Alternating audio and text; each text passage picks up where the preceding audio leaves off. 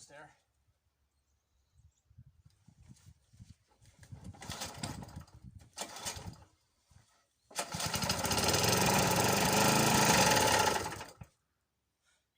See that? Where the filter used to be, and that is the intake for there, and it looks like it's at there, hopefully not taking in a load of this soot. Like, this is what was left of the sponge. That's the sponge. So I'm hoping I did not inhale a load of it into the thing, and I think it did into the main carburetor. We've tried to make a new filter for this.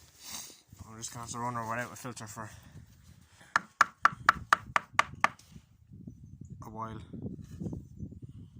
So that's not going into the engine anyway.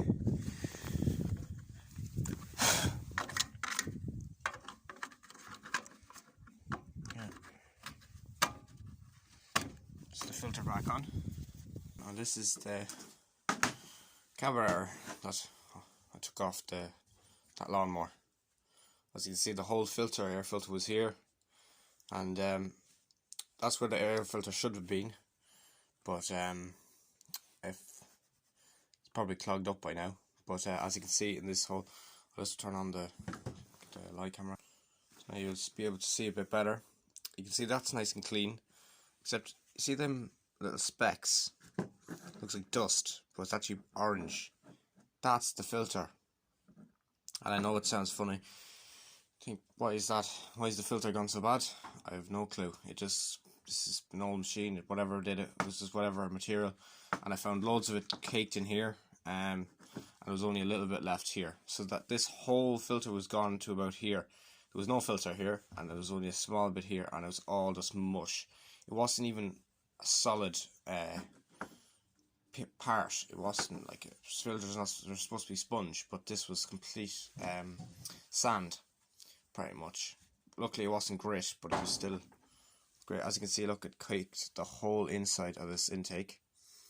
As you can see, that's all. That's the filter. It shouldn't be down here. It should be just up there. So yeah, it's gonna be a bit of a job to clean this all out, and luckily it didn't do any mechanical damage. It's only fluff, but it was. As you can see, that's disgusting. It's just old stuff. I will try and get this as clean as possible.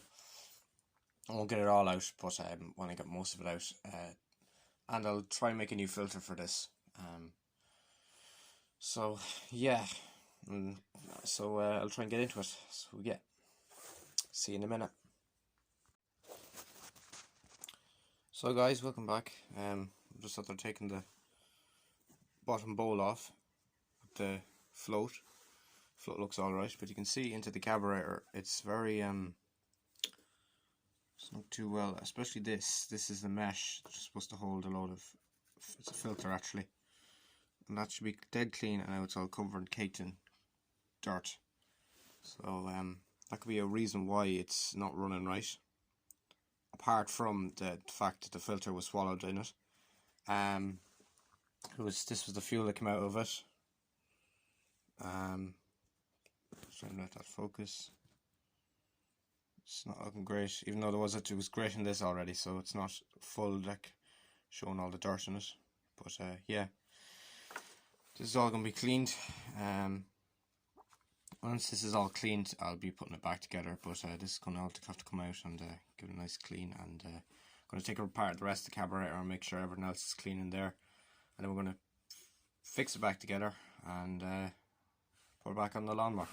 So yeah. So I've given the carburetor a waffle cleaning. Also, I've cleaned off the float. The float was all covered in a green gunk, which is, I think it's corrosion, and actually there's crystallized petrol that just stuck to it. So I've scraped it off very gently with the needle, side needle, going sideways, and then I've sprayed it with some GT85, which is a cleaner. It's a lubricator and stuff like that. provides fast acting lubricant, permanent and water displacement solution.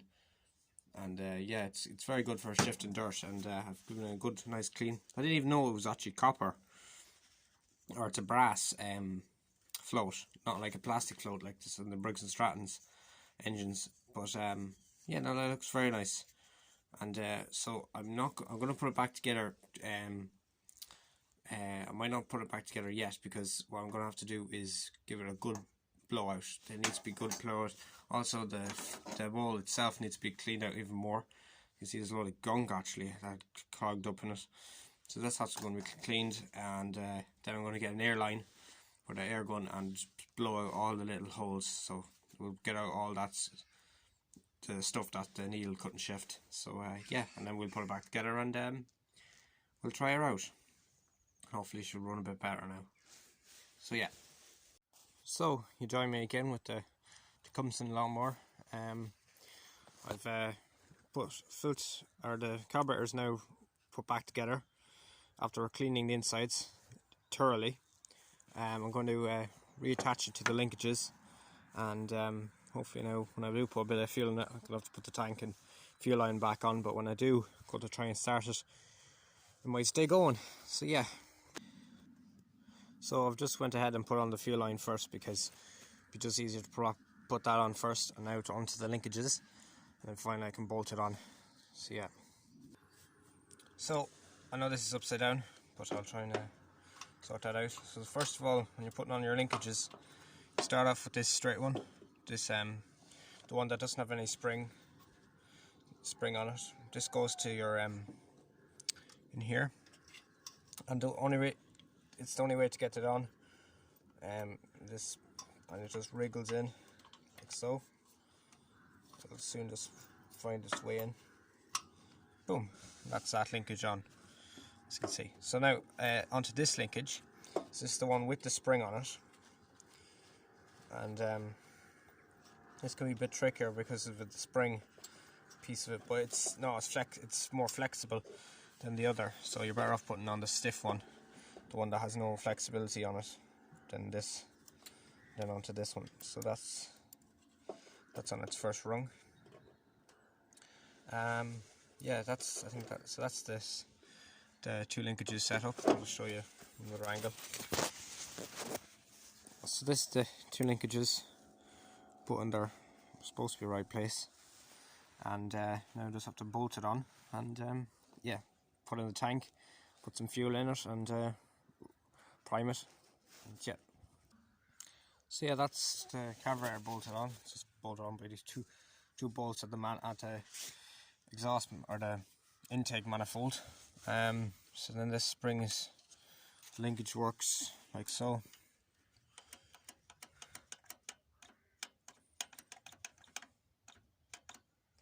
So hopefully it'll work grand.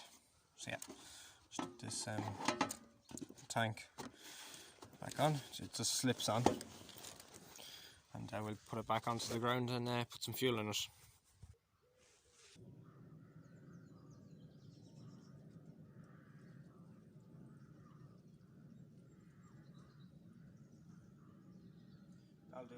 That'll do for a startup.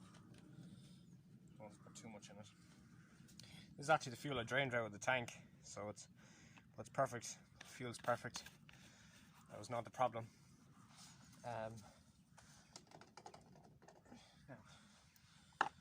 So she's tightened up, fuel's in. So I need a couple of primes and stuff before she'll actually fire. We'll see how we get on. Spark plug in. So we're in the ready position.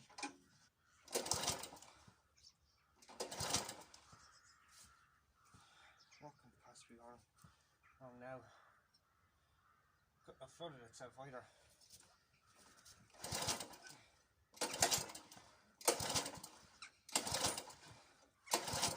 It is a cold day, I give it that. It's not warm.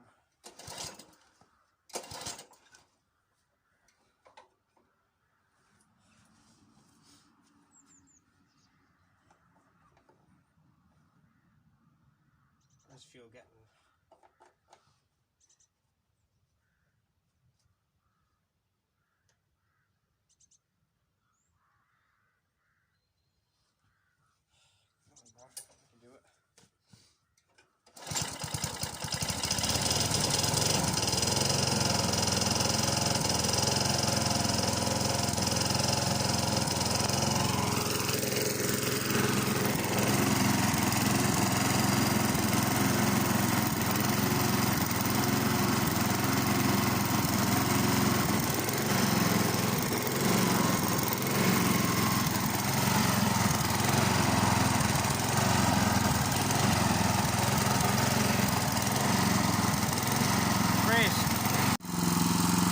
So I definitely call that a success.